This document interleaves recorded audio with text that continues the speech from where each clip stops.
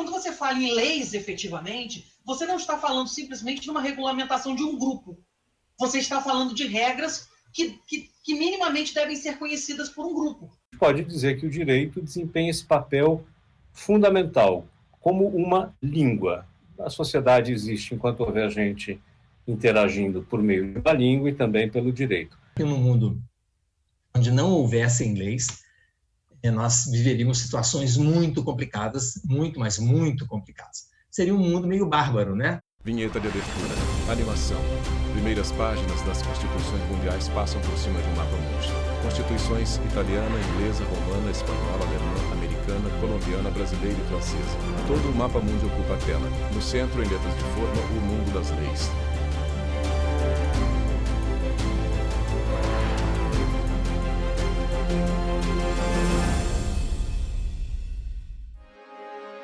Rodoviária de Brasília. Você já parou para pensar por que um indivíduo age desta ou daquela maneira?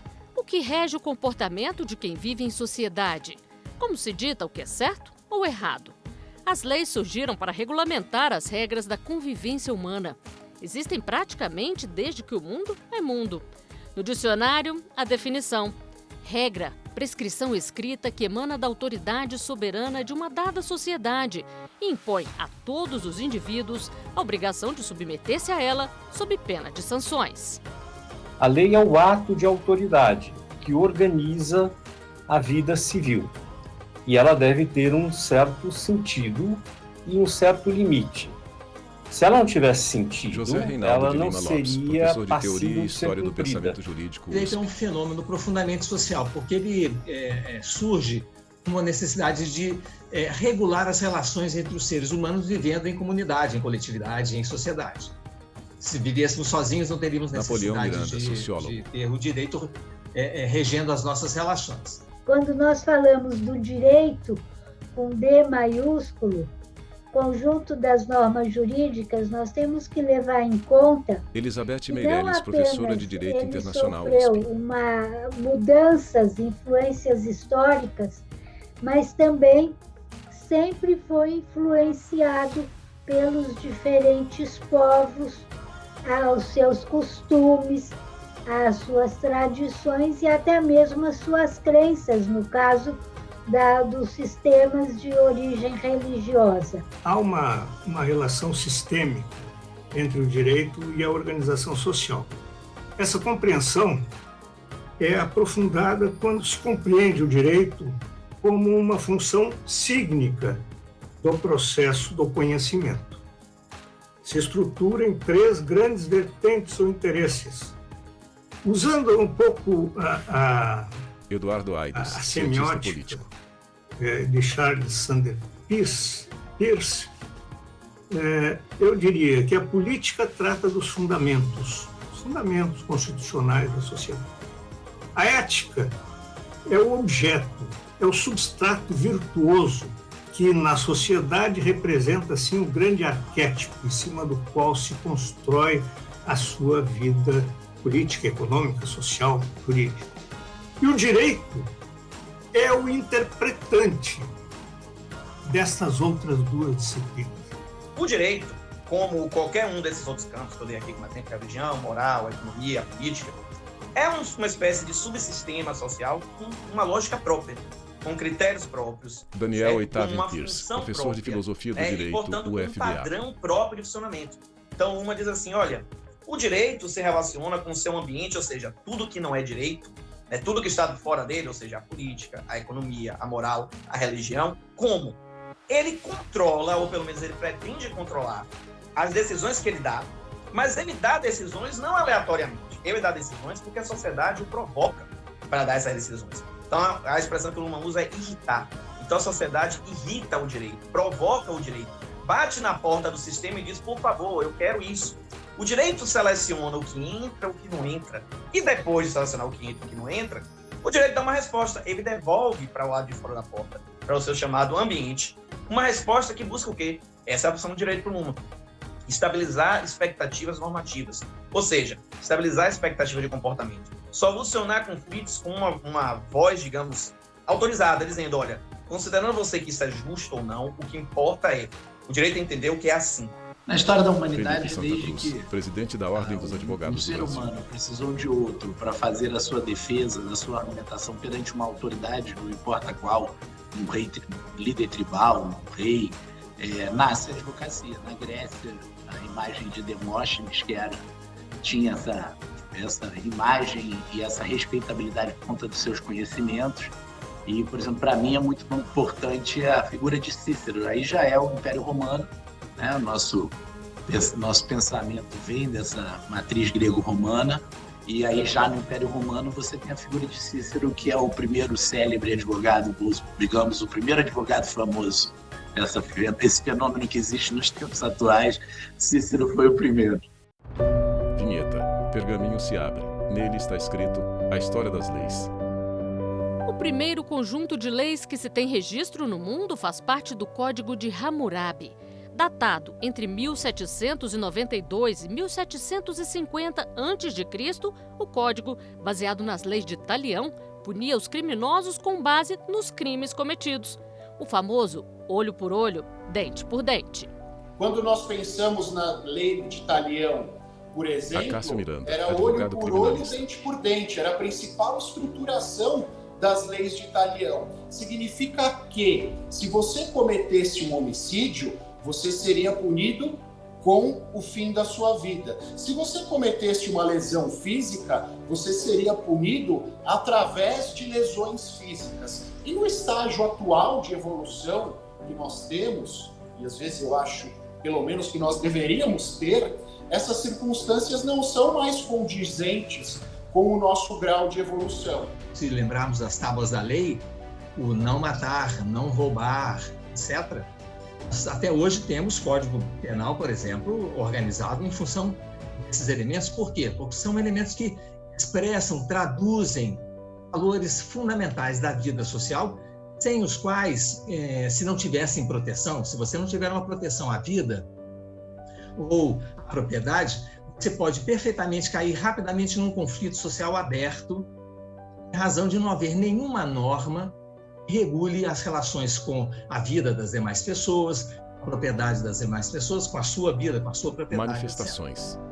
Ao longo do tempo, as leis foram acompanhando a evolução da humanidade. O direito sempre vai acompanhar a evolução da sociedade.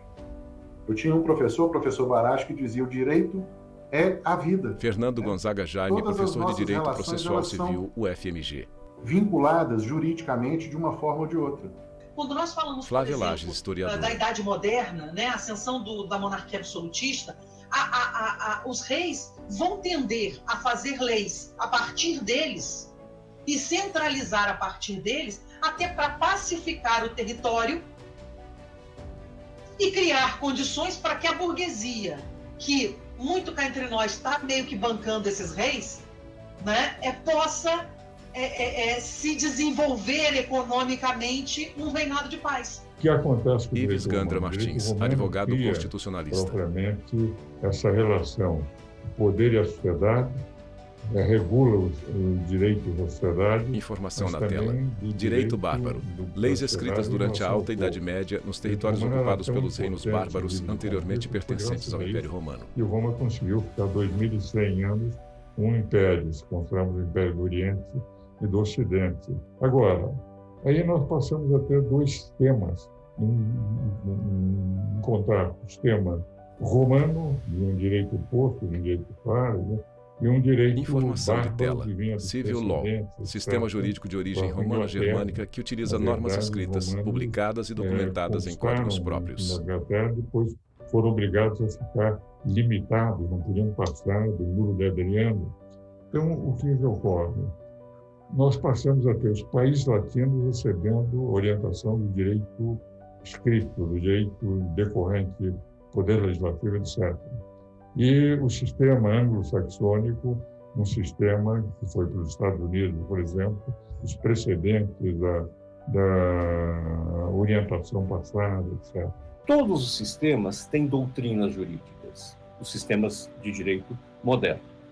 O que há, muitas vezes, são tradições diferentes. Então, costuma-se falar que o direito anglo-americano, de tradição inglesa e depois americana, tem certas características que o nosso direito, informação na que é tela, de tradição Common Law, romano, sistema jurídico de países de língua inglesa canônico, que se baseia romano, em decisões dos germânica, tribunais e não em não atos tem legislativos ou diferença. executivos. Uma delas, por exemplo, é o tratamento que nós damos às decisões dos tribunais. Nos direitos, como o direito inglês e o direito norte-americano, as decisões dos tribunais são tratadas com validade geral. Existem algumas características, eu não vou explicar os detalhes, mas esse tratamento transforma as decisões dos tribunais em precedentes. E os precedentes cumprem, nesse sistema, um papel que entre nós é cumprido pela lei e pela doutrina. Nós temos aquele grande sistema que predomina no mundo ocidental e também influenciou o direito em alguns países africanos e países também da Ásia, que é o sistema que nós denominamos de romano-germânico, juntamente com o chamado informações sistema na tela. da Common Common Law, sistema jurídico de países de língua dois inglesa que se baseia em decisões dos tribunais e não em maior atos aplicação, legislativos ou mas executivos. eles convivem com outras visões do direito e com outras formas de interpretação e aplicação do direito. A tradição do direito ocidental moderno se organiza em torno de dois modelos, duas matrizes básicas, o Civil Law e o Common Law. O Common Law se desenvolveu sobretudo na experiência britânica e nas suas colônias, e tem como referência a ideia do direito costumeiro, de uma prática jurídica que antecede o Estado e que vincula o Estado. Em última instância, Samuel Vida, pesquisador de História do Constitucionalismo, UFBA. Sumária da ideia do Common Law, nós vamos encontrar a noção de que o direito precede o Estado. O direito é produzido pela sociedade, precede o Estado e vincula o Estado. Você tem o tronco da Common Law, né, que é uma legislação baseada no costume.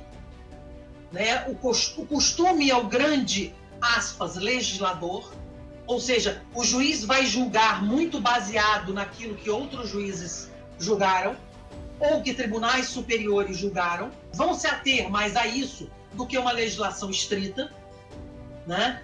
E aí você vai ter diferenças de Common Law, por exemplo, a Common Law inglesa, ela é basicamente Common Law mesmo. A Common Law estadunidense, ela é a Common Law, porém já tem alguma legislação processual ali mais colocada. Né? O como fazer, o que fazer é Common Law. O como fazer, eles já se baseiam um pouco mais numa lei escrita. Leio a história da França, ela é comparável com a história brasileira. E leio a história da Colômbia, ela é comparável, né? São grandes linhas, porque todos esses países adotaram formas modernas de Estado, formas constitucionais de Estado. Então, vários lugares vão passando por essas reformas. O Brasil fez a sua maneira. Por exemplo, se aproximou muito, em alguns aspectos, da experiência norte-americana, quando constituiu um Supremo Tribunal Federal com a capacidade de julgar a constitucionalidade das leis. Mas isso é algo que a própria Argentina já tinha feito, né, décadas antes do Brasil. Depois o Brasil vai ser imitado, por exemplo, em Portugal. A Constituição Portuguesa Republicana de 1911, se não me engano, adota um modelo semelhante. Então os países vão se aproveitando um pouco das experiências uns dos outros. Vinheta. Pergaminho se abre. Nele está escrito: Direitos Humanos unindo o mundo. Requisito único e exclusivo para ter direitos é a condição de humanidade. E os direitos humanos envolvem essa concepção integral em que nós somamos direitos civis, políticos, econômicos, sociais, culturais. Vice-presidente da Comissão Interamericana de Direitos Humanos. Preservada a liberdade religiosa, a liberdade de ir e vir, a liberdade de expressão, é termos o acesso à saúde, educação e trabalho. Refugiados com sacos nas costas. Entre as grandes conquistas para os direitos humanos estão a criação da ONU e a promulgação da Declaração Universal dos Direitos Humanos. Temos aí a criação da ONU em 45, temos a Convenção para a Prevenção e Repressão ao Crime de Genocídio em 48 e a Declaração em 48. A ONU, então, cria este grupo de trabalho liderado por Eleanor Roosevelt e tivemos um delegado brasileiro bastante atuante que aponta que a autoridade moral da declaração está justamente em poder invocar essa pluralidade, essa diversidade. É fundamental que nós possamos fortalecer doutrinas, visões, ideologias que defendam e promovam direitos humanos, o respeito à diversidade, tolerância. Somos livres e iguais em dignidade, direitos e respeito, já dizia o artigo 1º da Declaração Universal. Então, esta é a nossa aposta. Entendemos que é fundamental termos mudanças normativas, sempre há espaço para o aprimoramento de políticas públicas e marcos normativos, mas de nada adianta essas transformações sem que haja a mudança cultural. O desenvolvimento, não apenas de normas internas, mas também e principalmente dos chamados tratados de direitos humanos, teve uma influência muito importante. Quer dizer, hoje em dia nós temos limites na aplicação da justiça, nós temos fundamentos para a própria aplicação e o desenvolvimento da justiça, que tem por objetivo a preservação de valores humanos que são considerados primordiais. E muitas vezes a homologação desses tratados no plano interno demora muito tempo, ou é sujeito a uma série de injunções políticas, econômicas e sociais locais que fazem com que o tratado sofra uma certa tradução para a legislação, para os costumes, para a vida demandada da sociedade. Agora, as sociedades, qualquer uma delas, querer se relacionar no plano internacional, ela tem que obedecer um conjunto de regrinhas que advém de várias formas de produção de legislação. Normalmente, por exemplo, no caso da União Europeia, você tem a Corte Europeia, por exemplo, de Direitos Humanos, você tem o Parlamento Europeu. No caso aqui da América Latina, por exemplo, nós temos a Corte Interamericana de Direitos Humanos, os quais composta por os países da América Latina que produzem, promovem a geração de leis que regem as relações tanto entre os países como de certos aspectos ao interior desses países. Vinheta. Pergaminho se abre. Nele está escrito Leis e Religião. Exército e emissão de paz. As leis são influenciadas pelas tradições, pela cultura, pela religião. E se fazem presentes também quando se trata da fé e dos dogmas da sociedade. Um exemplo é o direito canônico. É um estatuto jurídico que assim mostra ao mundo e a toda a sociedade, primeiro, a finalidade da Igreja Católica. A finalidade da Igreja Católica está justamente no último cânon do Código de Direito Canônico, que é a salvação das almas. Ou seja, parece uma expressão muito espiritual, mas não existe um sentido para entendermos a participação da Igreja Católica na sociedade enquanto uma religião, a não ser o bem espiritual e a defesa da dignidade da pessoa humana. O direito canônico é um sistema jurídico religioso. Consiste, na verdade, num conjunto de regras, de leis. Essas leis, no campo do direito canônico, elas assumem tradicionalmente o nome específico, que são os cânones, e isso até na tradição do direito canônico é importante, porque as leis elas acabam por se referir apenas às leis produzidas por autoridades terrenas, autoridades temporais, enquanto que os cânones consistem grosseiramente nas leis produzidas pela autoridade eclesiástica. E quando me refiro aqui à autoridade eclesiástica, eu trato especificamente da Igreja Católica. Constitui-se a Igreja Católica como a única religião que é capaz de ser reconhecida como ente de direito internacional, ou seja, por todas as nações da face da Terra, bem como pelas organizações intergovernamentais e internacionais. Então isso significa que a Igreja ela se transforma numa signatária do direito concordatário.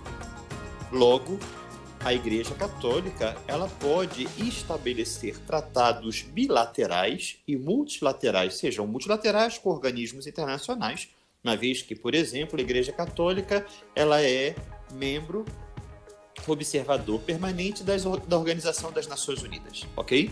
E com os países onde ela se encontra, ela pode estabelecer, então, concordatas ou acordos que, por exemplo, nós tivemos, assim, firmado entre a República Federativa do Brasil e a Santa Sé, em 2008, o então conhecido Acordo Brasil e Santa Sé. Pela primeira vez, nosso país teve oficialmente reconhecido o direito canônico da Igreja e suas particularidades de apostolado em diversos assuntos, como, por exemplo, o casamento religioso, a assistência aos que se encontram em situação de carceragem, o ensino religioso obrigatório de matrícula facultativa. Multidão reunida em praça de país islâmico. No campo da religião, outro exemplo vem do direito islâmico, um conjunto normativo adotado por muçulmanos. Crianças oram.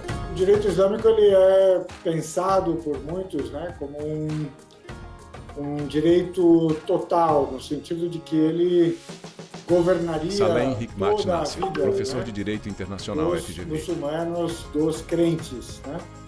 Então ele regula primeiramente a relação do crente com Deus, é o que se poderia chamar de adoração, né, o culto. Então ele coloca ali 5 grandes obrigações que todo muçulmano deve cumprir, se puder, né, durante a sua vida, e são as mais conhecidas e são aquelas que nós chamamos normalmente de os pilares do Islã ou do culto ou da crença muçulmana, né?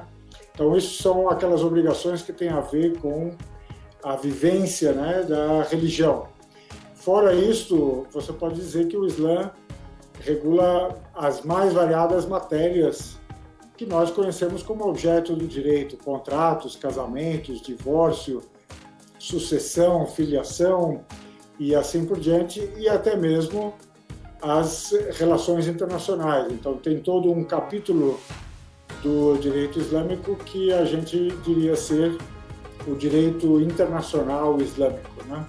Então ele é um direito muito amplo, muito abrangente, né? E para alguns, inclusive, ele vai além das normas jurídicas e englobaria também normas ou recomendações de natureza meramente ética. Câmara dos Deputados no Brasil. Mas será que as leis que regem a fé entram em conflito com as demais leis? O direito canônico nunca irá contra a corrente dos direitos humanos.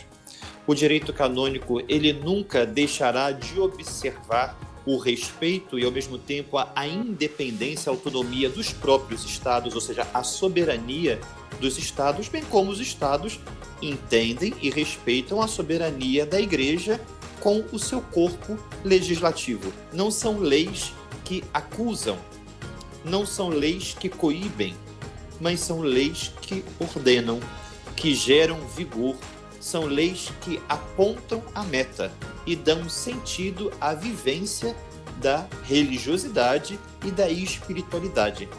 Onde há algum conflito, ele às vezes pode ser de fato problemático. O exemplo clássico talvez seja o caso das escolas francesas, né, que proibiam o uso do véu e de qualquer outro sinal religioso e tal.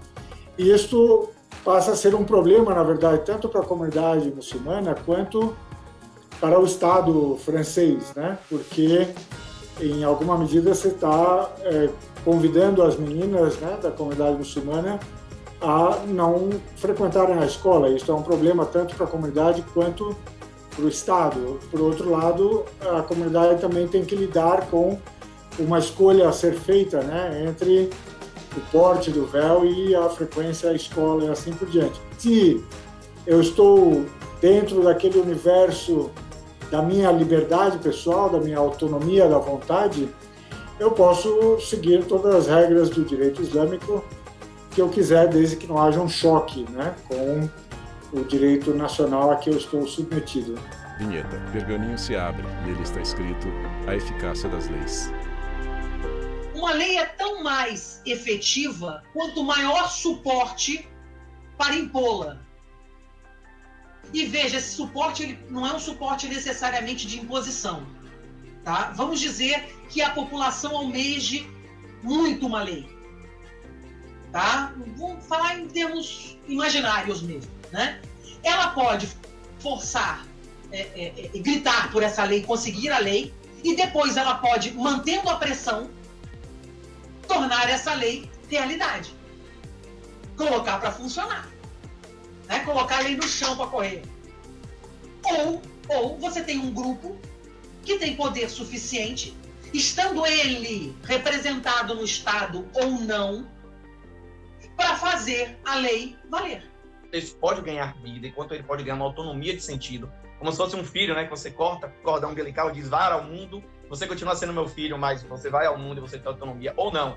Né? Enquanto esse texto, né, da Constituição ou do Código Penal está vinculado à decisão de quem o criou, à intenção do autor, é uma discussão também que você vai ter baseada na hermenêutica. Tem até quem defenda que o intérprete deve ser livre, digamos, para decidir da maneira mais criativa qual é o sentido do texto, o que geraria, de novo, um problema de filosofia política, porque aí você vai dizer que o juiz vai decidir do jeito que ele quiser e que o legislativo não vai ter como controlar democraticamente essas decisões. Há um desafio que é da sociedade, o Estado deve contribuir para isso, de ampliar o acesso ao direito, de assegurar que as pessoas conheçam seus direitos, fiscalizem o funcionamento do Estado, utilizem a linguagem jurídica como a linguagem cotidiana da participação cidadã. Créditos finais. Roteiro e edição Flávio Metzger. Produção Bárbara de Alencar. Assistência de produção Ana Rita Almeida e Luciano Mineiro. Imagens Lázaro Filho. Assistência técnica Luiz de Mello. Montagem e finalização Neuber Tavares. Direção de arte Sérgio Coelho. Videografismo Leonardo Denúcio. Agradecimentos, imagens. BBC News, Organização das Nações Unidas, Ronaldo Bastos Júnior e Vatican News. Audiodescrição visual. Roteiro Caína Leão. Narração Valmir Nascimento. Núcleo de Programação Razoásia. Núcleo Técnico Fábio Guedes. Núcleo de Produção de Programas Flávia Soledade. Supervisão. Coordenadoria de Gestão da TV e Rádio Justiça. Secretaria de Comunicação Social STF. Realização TV Justiça Essencial 2021.